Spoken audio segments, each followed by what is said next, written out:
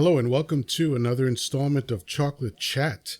I am Chocolate Yoddah, spelled Yoddah, because film studios are litigious.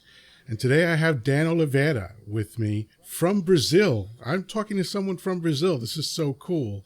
Please introduce yourself, Dan. Wow, I'm thrilled. Chocolate Yoddah, I think you're the first person that pronounces my name correctly, Oliveira. That's wonderful. Yes.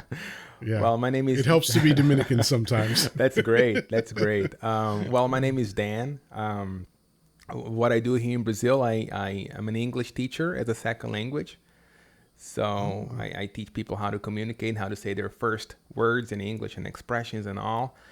I have this podcast where, I talk to people from all over the world, and that's how we met, right?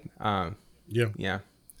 I think we belong to the same group on Facebook. Exactly. Yes. So for podcasting. So, I'm curious, as someone who teaches English, is there like a standard sentence that you start with, or a standard word that you start with, or does it vary? Oh, it depends on the age group, and it depends on the student. So, for example, some of them are very basic students, very basic learners. So we have to start small. But some of them are advanced and intermediate. So you start with conversations and talking and stuff like that. Mm-hmm. Gotcha. Yeah. Okay. And how long have you been doing that? I've been doing it for 11 years now. So that's quite some time. Oh, very cool. Yeah. Very cool. Yeah. All right. Well, English is my second language. Right. And ironically, I don't have an accent. Right. And the name of your podcast is what caught my attention. Right. It's okay to have an accent, Exactly. right? Exactly. And so I want to delve into that. But it is funny that for some reason, even though I came here when I was 2, I spoke Spanish, the Dominican version of Spanish, Right. Exclusively until I was 5 years old. And then somehow, probably through television and school and all that stuff, I started coming home and speaking English. And my mother understood English, but she would talk to me in Spanish and I would answer her in English. And that's how it's been pretty much forever. Could your mother understand you when you talk to her in English? Yes, she understands English perfectly. She's fluent in English, but when she spoke to me, she would speak in Spanish. But I would, for whatever reason, I don't know why, and I don't know why, because very often immigrants insist that you speak your language at home, but for whatever reason, she didn't, and so that's just how it was for the longest time. Wow. But the strangest thing is that even though I am an immigrant and I grew up amongst Dominicans, and everyone in my family has an accent except me. Wow, this is can't figure out exactly how that happened. Yeah, we can talk a little bit about that, but this is very, very interesting. Because how many are you, or how many siblings do you have? A brother, a sister, and then I also grew up with 3 cousins. So there was a bunch of us, 6 of us. And they still live in America to this day. Yes. Right. Yes. Right. And they still have their accent. Yes. Yeah. I mean, my brother probably has the lightest one. He has that sort of New York Spanglish kind of accent. That's what we call it, the combination of Spanish and English. Right. He's got that Spanglish accent, very mild. My sister had it a little bit more. My cousins still have very thick accents. Because they were older. So, my brother's 5 years older than me. My sister was 8 years older than me. My cousins are much older. So, the people that were speaking Spanish the longest have the heaviest accents. It makes sense, right? Yeah. Yeah. But it's funny you say that, Yoddah. I call you Yoddah, right? It's okay. Oh, sure. Yeah.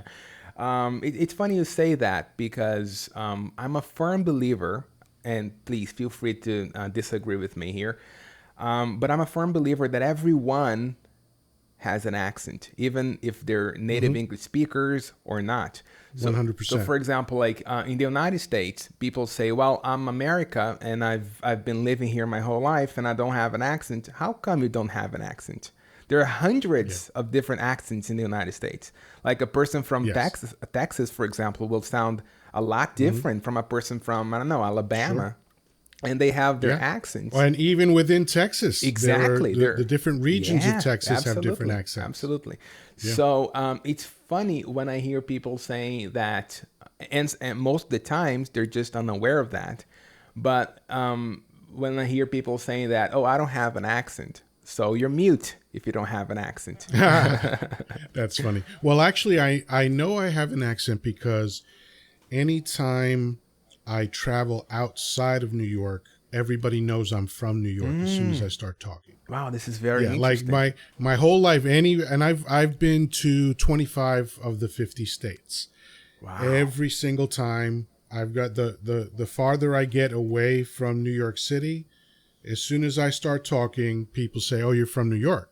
Wow, Because I don't have that. I don't have that like that stereotypical, hey, I'm going down to 30 and 30. I don't have that kind of New York accent, that very thick New York accent, but it's definitely recognizable by anyone outside of New York as being a New York accent.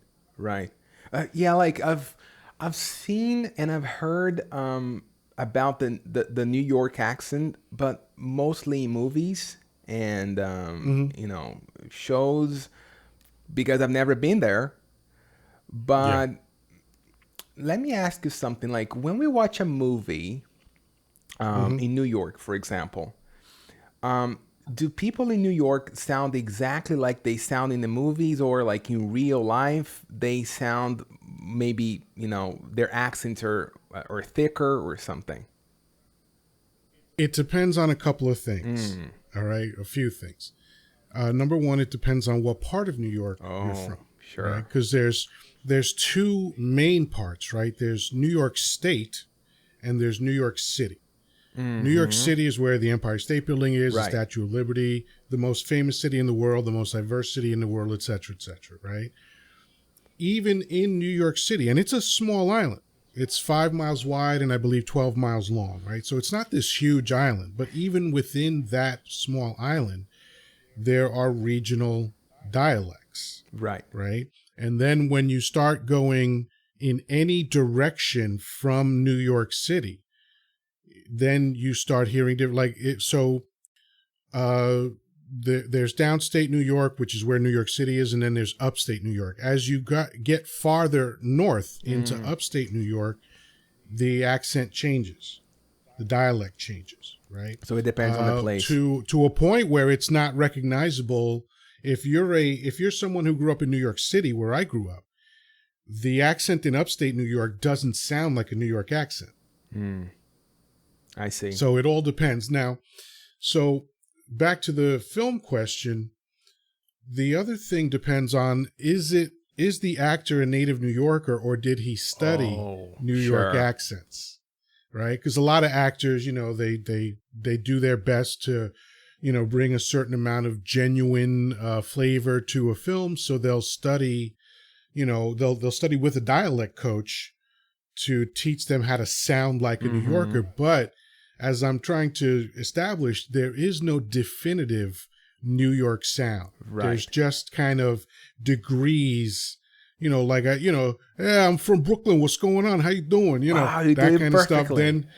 Then there's, if you're from Brooklyn, are you Hispanic from Brooklyn? What kind of Hispanic? Are you Puerto Rican from Brooklyn?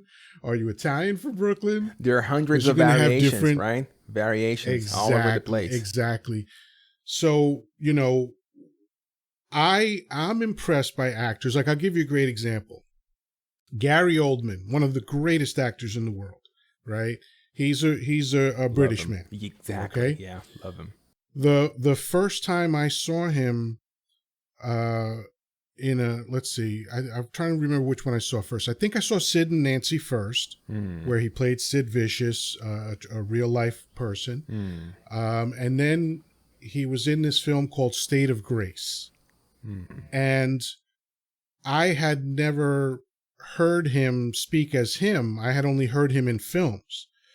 And I couldn't tell whether he was from New York, the west side of New York specifically, right? Or whether he was from Britain. And then finally I heard him speak in his own voice in an interview, and I went, oh my God, this guy's New York dialect was spectacular. You know who else did a great job? I could never do Idris that. Elba. Who? Idris Elba Oh. was in The Wire, and that was the first time I had seen him. I had no idea he was British, and he was doing this sort of hybrid. It was supposed to be based in Baltimore, but he was doing more of a New York kind of vibe. And I was shocked the first time I heard this man speak. So some actors do a really, really good job of getting very specific. What part of New York? Where did he grow up? Was it the East Side, the West Side? Was it a poor neighborhood? Was it a rich neighborhood? Exactly. They really get into the exact dialect that they need for that character. And I wonder how it's done. Some people just do like you can get Anthony Hopkins in Who Framed Roger Rabbit.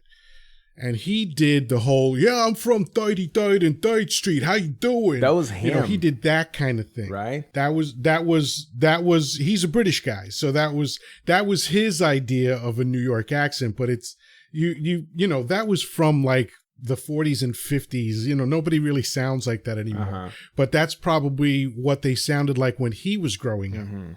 So that's what that was what was in his head as to how a New Yorker sounds. Right. Yeah, like you said, they have a dialect coach.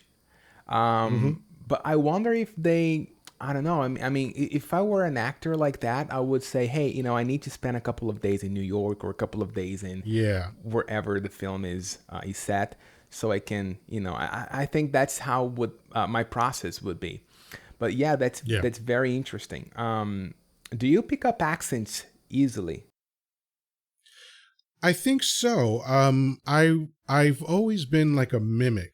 Like, so growing up, I was a latchkey kid, which, my mother was working, so I would come home alone. And, the TV was basically my babysitter. Right. But, and so I would listen, and then later on, when I was telling someone about what I saw, I would wind up mimicking, whatever it was. But do you think that's because English is your second language, or do you think it would be the same if it were Spanish?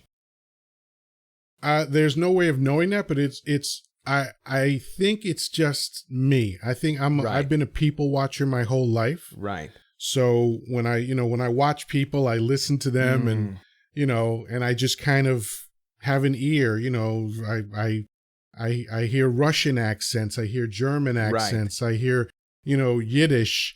In America, there's this offset of Hebrew called Yiddish. It's kind of slang. It's kind of Jewish slang essentially. And my stepfather was Jewish, and when he spoke to his mother, they didn't speak in Hebrew; they spoke in Yiddish. I see.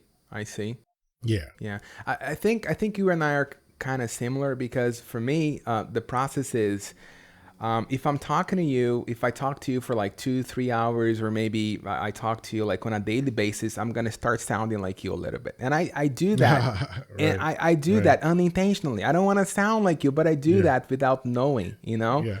I think people do that by osmosis. It's just a thing wherever whoever you're around.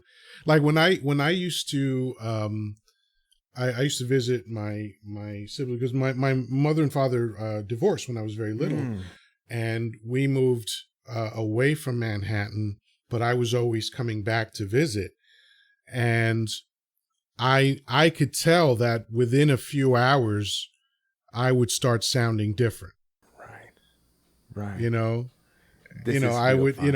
And one thing that Spanish speakers in New York do a lot is a hybrid of Spanish and English. Like, they'll start a sentence in English and finish it in Spanish, or vice versa. And when I was hanging out with my relatives, I would also do that. Wow. Can you give an example? The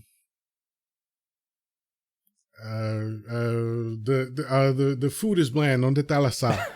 And by the way, this is the first time anyone's heard me speak Spanish on this podcast, because I normally don't speak Spanish, but it's that kind of thing where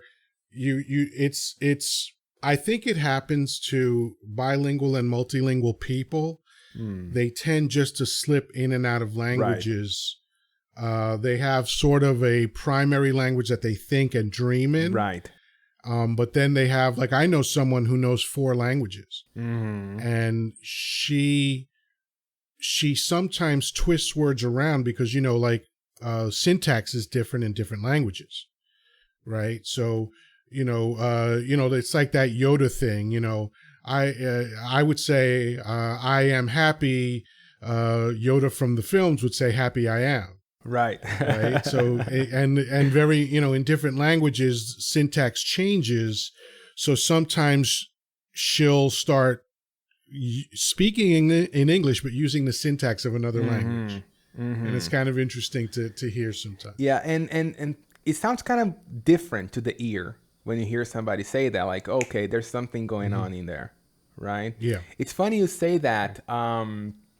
Yeah, like I have like a couple of mental notes that I took, but one of them is you said when you have when you know multiple languages, and I was thinking when you know multiple languages, you have multiple personalities. I don't know if you've noticed that, but Yeah. I am a completely different person in Portuguese than in English. It's real funny. I don't know how to explain that, but in English I am just more talkative, and I think in Portuguese I am more. I prefer to listen. I'm more of a listener. Interesting. And I think that's Portuguese. It's an interesting language. It is. What I love it's very about difficult too. And you actually sound more like you're from Spain. Your accent sounds more Really? I've never heard that. Because very often people from either Portugal or Brazil specifically, they have that very sing-songy way of speaking when they speak in I think it's just Portuguese sounds like that, but when they speak in English, oh, I'm going to the store, you want to come with me? That kind of True. That kind of inflection is very interesting. Yeah. You also sound a little bit Italian there, but I think it's all related, I guess. Yeah. But it is very true. And very recently, I've been through a surgical procedure, and this is very interesting. And I was out for a couple of hours, and when I woke up after the surgery, the first thing I said was, where am I? What's happening to me? Am I dead? But that was in English. It wasn't in my native language. And the people around me, the doctors, they didn't know English. The nurses, they didn't know English, so they couldn't talk to me. And it was quite fun because like they were trying to talk to me to ask me if I was all right, but I was answering. I understood what they were saying, but I replied in English. So that was very fun. And English is not my first language at all. Right. Right. That's interesting. Yeah. I wonder if there's maybe something with regard to emotion, and like you were probably confused. You were probably a little afraid. Exactly. And maybe that part of your brain is like associated with English. Oh. Who knows? Who knows, right? Who knows? It's very interesting. Yeah. But let me ask you something, Yoddah, if you don't mind. So how long have you been living in the U.S. again? I mean, total years? Oh man, I'm almost 58, so it's 56 years. 56. Well, I came over when I was 2. No wonder why I don't have an accent, right? I mean, why I don't sound like a foreigner. But it's weird because I was raised around people who did. That's the thing that's confusing. Right. Like if I was raised around people that sounded like I sound now, it would make perfect sense. But I wasn't. But I think you had like a lot of American friends, or not? Eventually, yeah. Because the first 7 years of my life was basically I was surrounded by Hispanics, Dominicans and Puerto Ricans and Guatemalans and Mexicans, all different types. But I think more than likely, if I had to guess, it was television was a big influence. And on television, especially, just standard television shows and news broadcasts, they have a very neutral kind of dialect. Like it's American, but it's sort of not from anywhere. Right. Yeah, like neutral. something like that. Yes. Yeah, Yes. here in Brazil we have something like that. People say that, and I don't agree with it very much. People say that the accent from Rio de Janeiro, it's where I live, the city, is the official accent in Brazil. And it's funny because we have a lot of accents here in Brazil, but yeah, the official Brazilian accent would be from Rio. But let me ask you this, if you don't mind. Have you ever Sure. suffered any kind of prejudice for being from Hispanic family or something like that, for being an Well, yeah, I mean, immigrant? in America, racism is the standard, Right, right? Like right. that's just baked into Yeah. the founding of the country, the laws of the country. And I mean, literally, I could talk about that aspect of it for 2 hours. But yes, the short answer is yes. I experienced a lot of racism, especially when we moved from New York City. Well, there was New York City to Queens, which is essentially the same. And then when I was 9, we moved to Long Island. And Long Island, even though it's New York, right, it's like a separate world, I see. right? And funny enough, Brooklyn and Queens and Long Island are all on the same island. But and they're all in the state of New York, but Long Island is like a different world. And Long Island is two parts. There's Nassau County and Suffolk County, and those two parts are very, very different, right? So yeah, I experienced a whole lot of craziness, physical danger, fights, all that other Oh nonsense, man. as a result of having brown skin. Wow.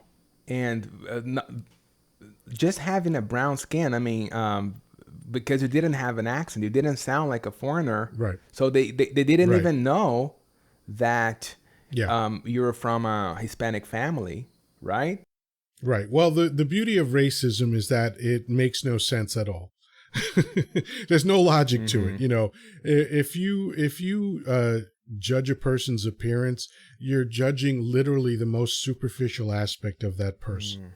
You know, and if you look at the 150 billion people that have come and gone on planet Earth, what separates them in terms of appearance and bone structure and hair color and eye shape and all that other stuff is 0.1% of DNA. All of the differences visually are 0.1% of DNA.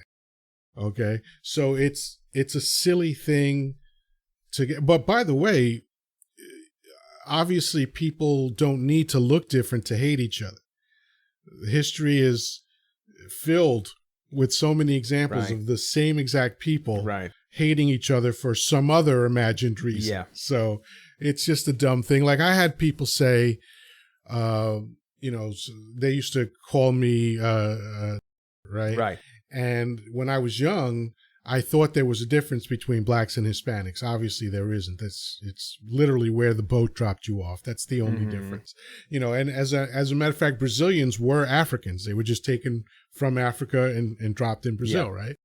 So Exactly right. I had people call me and I'd be like, I'm Hispanic, and they'd go, oh, okay. So it wasn't even like it made no sense at all. Right. I could laugh about it now. Back then it was traumatizing, I but imagine. it's one of the dumbest things that people do is engage in racism. And it's funny because, like, in the USA, there is this culture that that says that Latinos, I mean, correct me if I'm wrong, but that Latinos are from Spanish-speaking countries, right? But, like, for example, Brazil. Here in Brazil, we don't speak Spanish, but we are part of Latin America. And Yeah. in the United States, some people consider Brazilians to be Latinos and some others don't. And Yeah. I get a little bit confused sometimes because I don't know, like, how and they refer to me as, if it's a Latino or if it's a white dude or a brown skinned person. So I don't know. Yeah. It's very confusing. Yeah. To add to the confusion, when I was on dating sites, I would notice that some Central and South American women describe themselves as Caucasian. Right. And I could tell by how they were writing that they weren't white, but they were still describing themselves as Caucasian. So I think that that's one of those things. But also, one of the things that fascinates me is when people discover that I'm Dominican and they say, you don't look Dominican. And I go, well, you got me at a loss because I don't know what that is. I don't know what Dominican what looks am I like. supposed to look like? Right?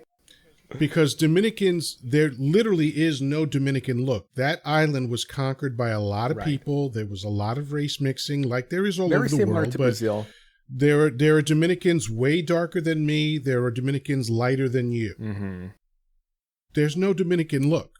Like if in my family, there's all sorts of shades of white to brown to dark brown just within my family. So, I mean, I have no idea what the Dominican look is. Right.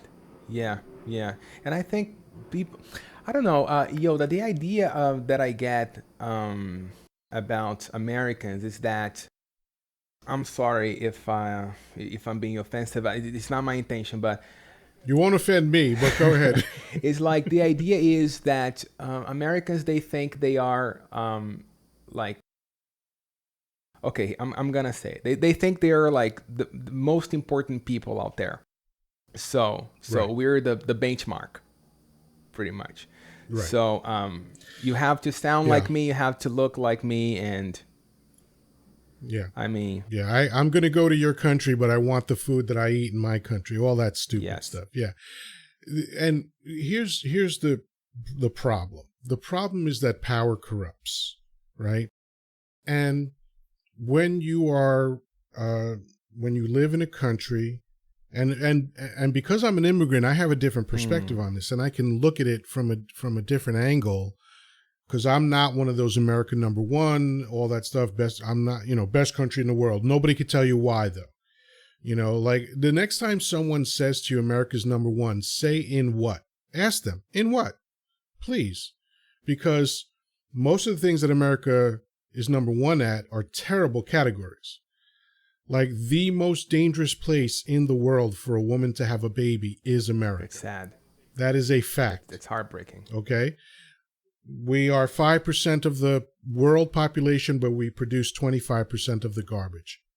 I see. the most drug use, I mean, it goes down the line, right? I mean, but what we have is money and guns, right? We've got the biggest, most powerful military.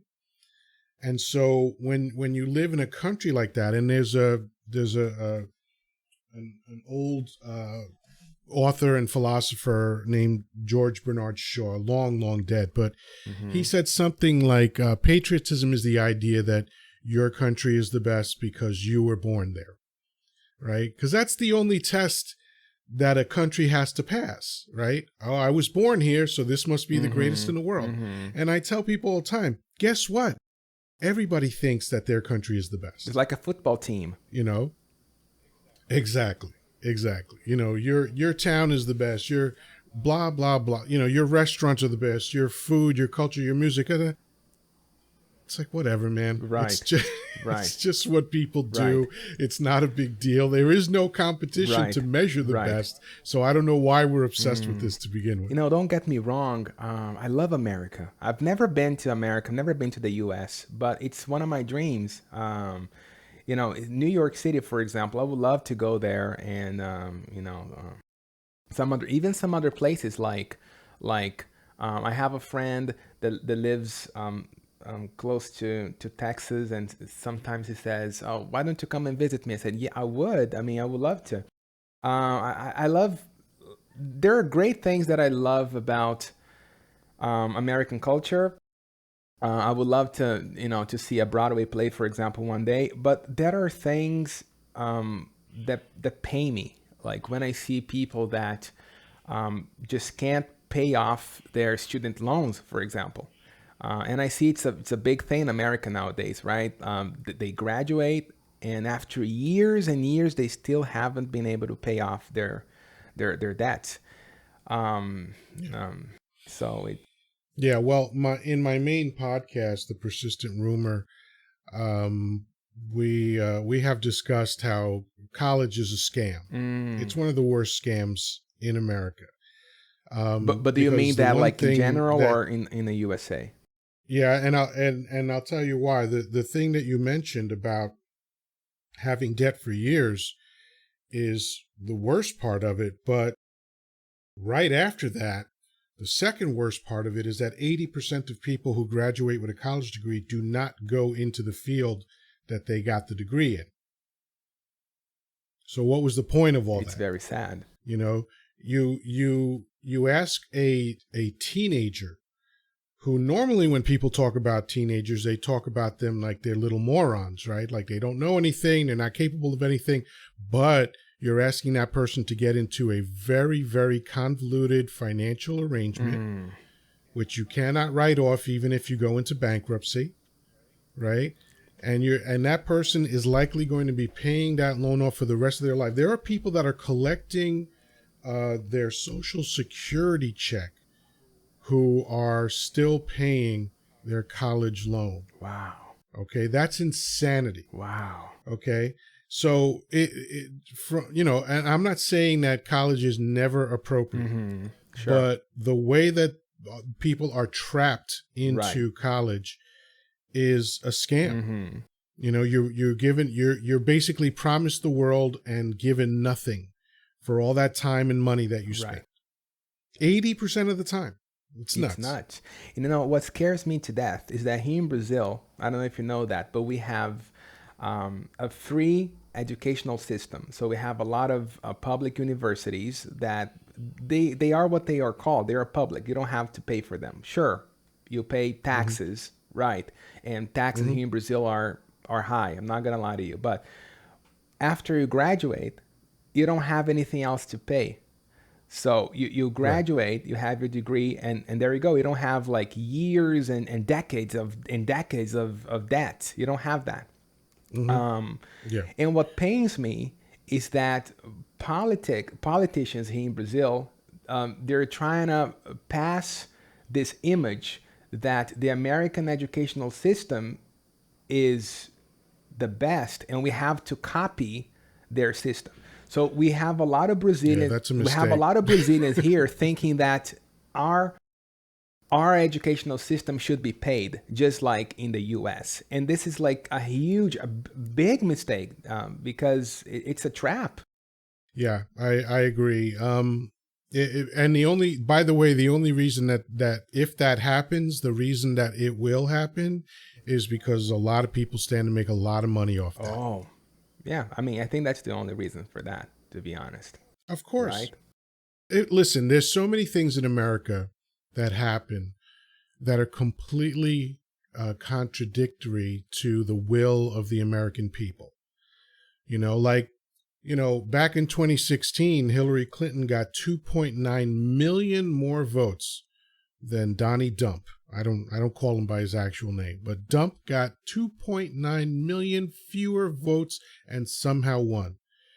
That is not adhering to the will of the people. In national polls, when you ask people about Roe v. Wade and gun laws and same-sex marriages and all that stuff, most people agree on those things. And yet politicians are acting contrary to what people want because there's money in it. That's how America's always been set up. All you have to do is follow the money, and you'll know what they're going to do because you know what they've always done.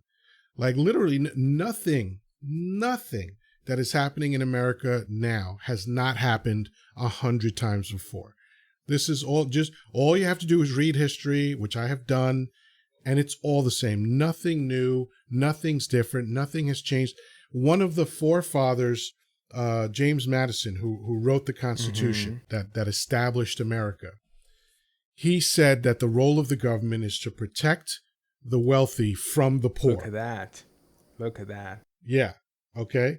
And it's, this is not a conspiracy theory. It's literally It's recorded written, in right? the Federalist Papers from the Constitutional Convention of 1887. Blah blah blah. Like, it's all right there. These people wrote and wrote and wrote volumes, and they were telling us from the beginning. They told us what they thought of black people. They told us what they thought of women. Nothing has changed. We just like to pretend that it's progressive and things are better, and it's like, yeah, on a grand scale, Mm. there's never been a better time to be alive as a human being. That's just a fact. Yeah. There's all sorts of data points that you can talk to: war, famine, poverty, Yeah.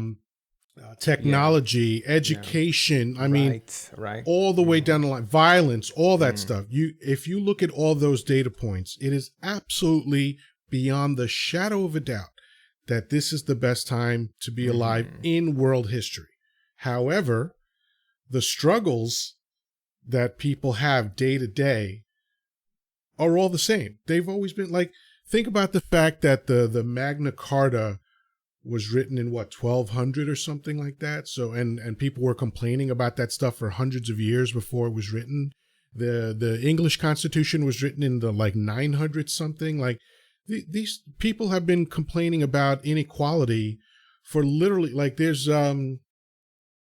this document, I think it's called the Cyrus Cylinder, and it's something like 5,000 years old, and it was talking about inequality and human rights and things like that. Mm. So this is as old as mankind, Yeah.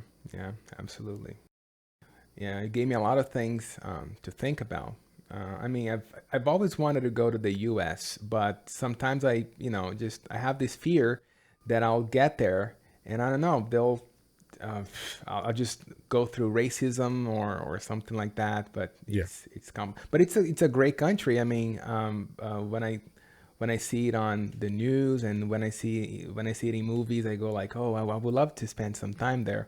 But there are just these things that, like the health the health system in America, for example. It's something that, Disastrous. man, when I read about, some cases, I feel like, wow.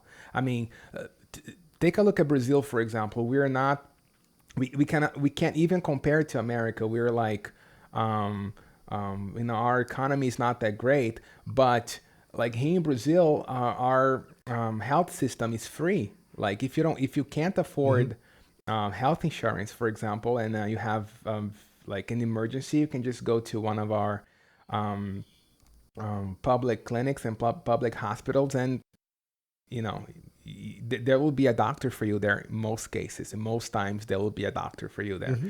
So, Hmm. um, and I feel like, okay, so, oh, and by the way, and there are people here in Brazil that are saying, okay, we have to do away with those because in America that doesn't exist. So we're trying to copy that, everything that doesn't Yeah. work in America, Yeah, we're they're trying to copy copying the them. worst. Exactly. Yeah. Yeah. So So here's what I'll tell you, Dan. I mean, I believe that travel is a great thing. Mark Twain said that I would travel love is to. the enemy of prejudice, right? And so, meeting different people is always interesting. Yeah. Getting, like I've had an opportunity through this podcast to talk to people from all over the world, and it's, and on Facebook, same thing. I have friends in Africa, I have friends in Australia, I have friends in London. This is great. This is interesting. I met you. You're in Brazil Yeah. now. Yeah. So I find that to be a beautiful thing. I know that there are negative things that are associated with the internet and all that stuff, and rightfully so. But those negative things were around before the internet was around. Hmm. Okay, so the internet is just another avenue for these negative things that were always around to happen, right? But for me, the biggest positive, and I'm on Facebook every day, is being able to communicate with people literally all over the world. And it's just a matter of, hey, what time is it where you are? What time is it Isn't it where I am? great? And we'll figure out This when is to great. meet. In Australia, they're 14 hours ahead. So I had to figure This out, is oh, amazing. okay, if I do it at this time, it's morning the next day at your time. But, you know, hearing from people all over the world, what I've discovered is that everybody's the same, right? It doesn't matter Right. what you sound like. It doesn't matter Yeah. what you eat, what music you Yeah. listen to. At the end of the day, everybody wants to be loved. Everyone wants to take care of their Right. family and their friends and other loved ones. And we just want to eat every day. We want to sleep comfortably, and we want to enjoy Yes. ourselves. Yes. That's what everybody wants to do. Yeah. Of course. So we have like different privileges, different struggles, right? Yeah. Yeah. But like you said, at the end of the day, we're all the same. Problem is when you Yeah. have people that, just don't want that to happen. But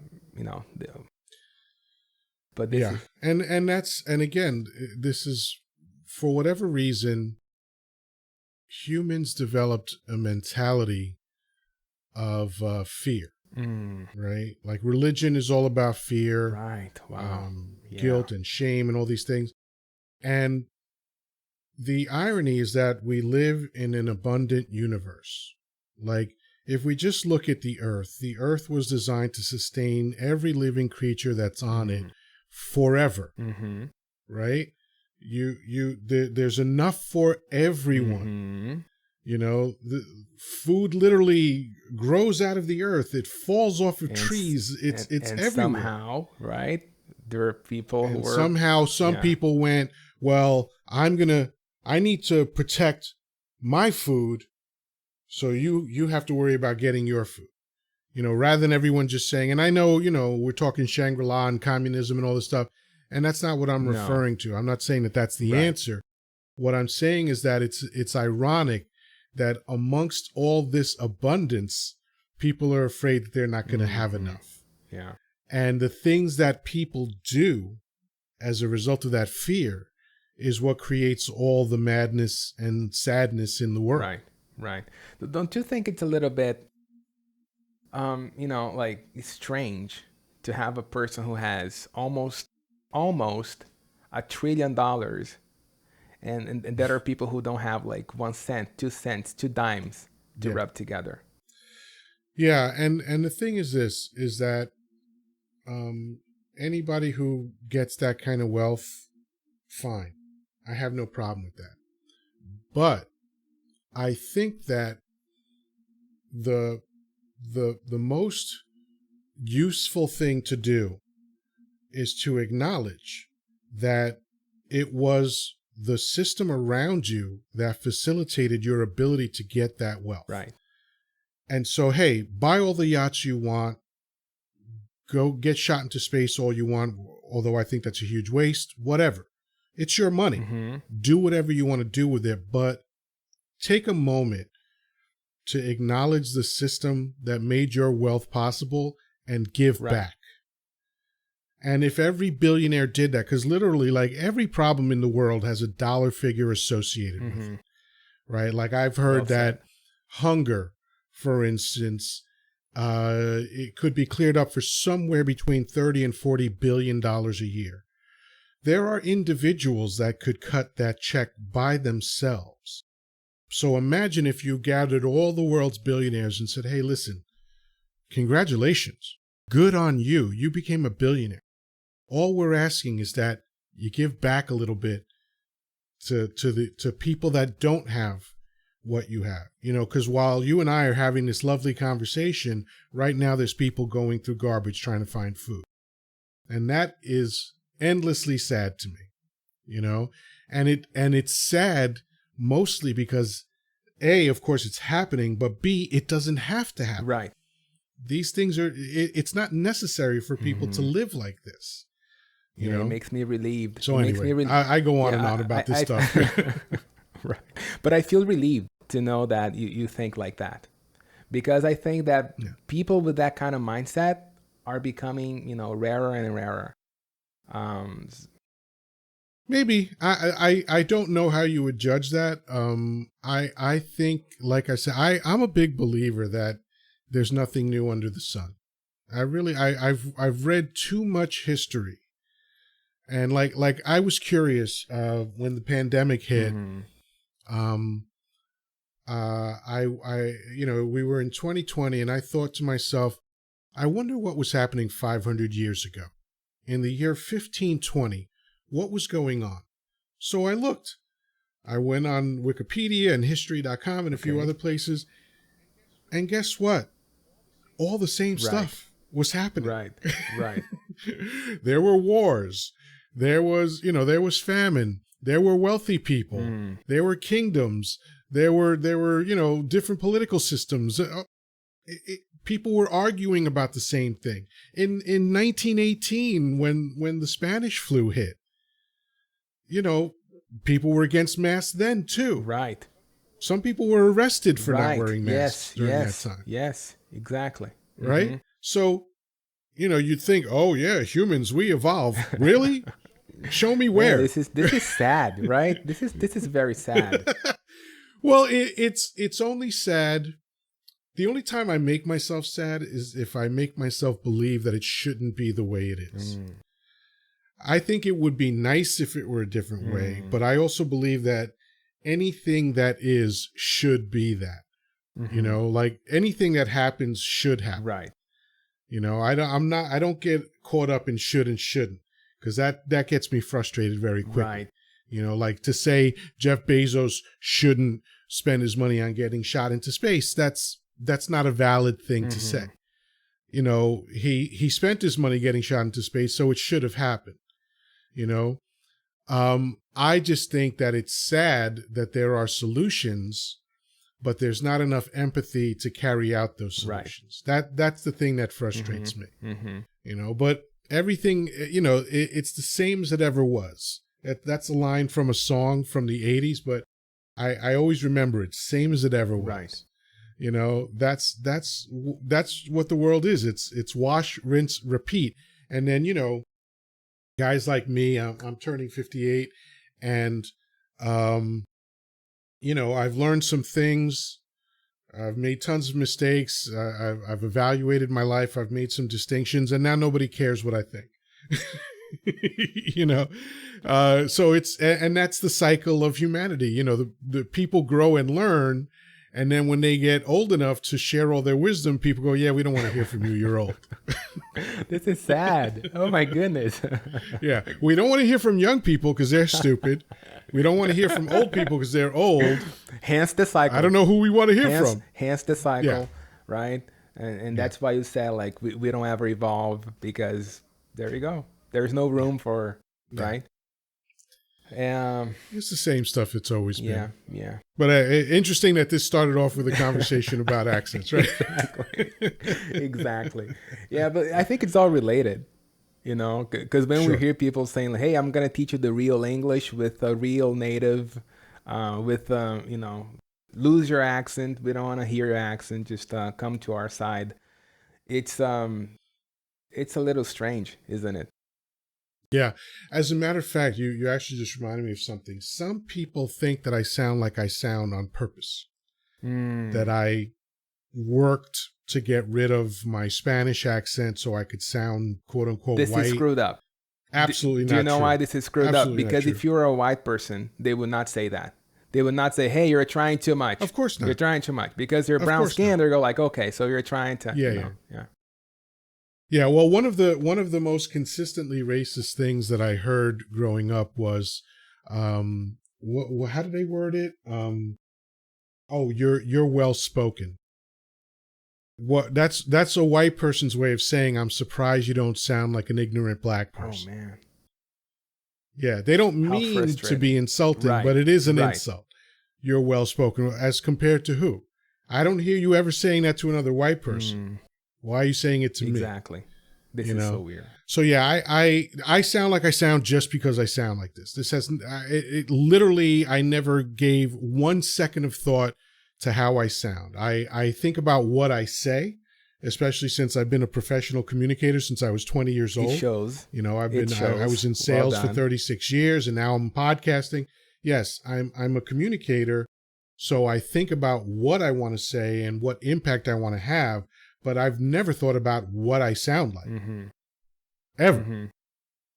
Yeah, but like some people, they don't mean to be, racist or They don't mean to hurt you, but like I was saying, I don't know if you remember that, but at the beginning of the podcast of this episode, I said some people don't have the intention; they are unaware of a lot of things, but but some of the things they say they are hurtful, anyways, with or without intentions, right? Yeah, they're hurtful or they're insulting, and Yes. and the thing is that I focus on intent.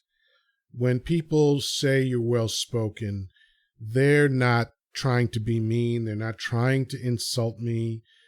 They just, they live in a country where racism is like air. Right. It just is in you. It's all around you, and it gets in you, and you're not aware Right. of it. Yes, exactly. Like nobody sits around thinking, breathe in, breathe out, breathe in, breathe. Like it's just, and it's just is. and if right? if you ask those people, hey, are you a racist? They will say, no, I'm not. They'll say no. Yeah, I've never met a racist that thought he was a racist. Exactly. But this is actually a very good point, because I don't know if you do that, and I don't know if you know people who do that, but here in Brazil, of course, that we have different social problems. Like, so Brazilian problems are different from American problems. But what I'm saying is, I don't know if you know anybody who thinks that way, but in here, when people ask me, Dan, are you sexist? Are you racist? I know that this is going to sound a little bit strange to hear, but I say, yes, I am. Yes, I am. Why? Because I grew up in a society that is screwed up. So how can you expect me to be perfect, to be the odd one out?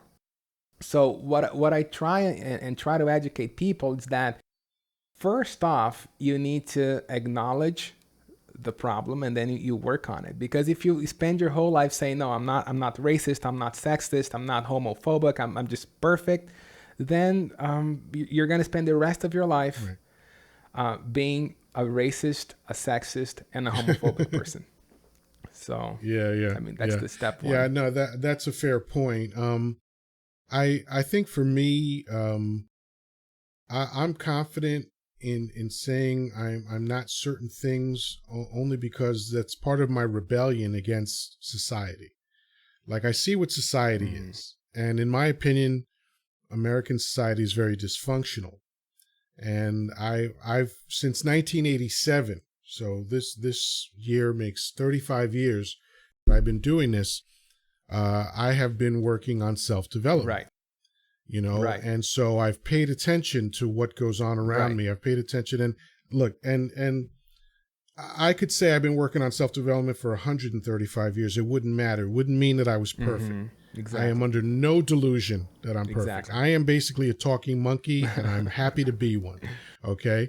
And I'm okay with that. Okay. But I am aware of the dysfunctions and not just America, this is worldwide, because honestly, I bet you if you told me the top 5 or top 10 problems that you have in Brazil, they would be the top 5 and top 10 problems that everybody has all over the world. And most of it just comes from greed. Greedy people want to exploit other people for their own greed and their own wealth and all that other stuff. Like, for instance, one of the big issues in Brazil is the rainforest, right? You've got a corrupt government working with corrupt business people. Issues. I mean, the rainforest is one of the most vital aspects of life on Earth. 98% of the pharmaceuticals come from the rainforest. So for people to be burning it down for money is disgusting. But that's what it is. It's money. The details of their greed might be different, but the foundation of their greed is the same. Right. Yeah.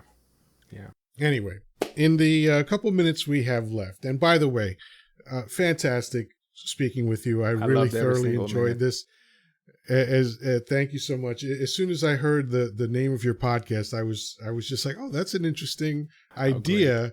I want to hear more. So I caught a couple of episodes that you put up. I think the intro and the one other interview that you had about finances. So please tell everybody where they can find you and your podcast. Right. Yes, you can find me on Spotify and also on Apple Podcasts. It's called It's Okay to Have an Accent. And I'm also on Instagram at It's Okay to Have an Accent. And there you go. Fantastic. Excellent.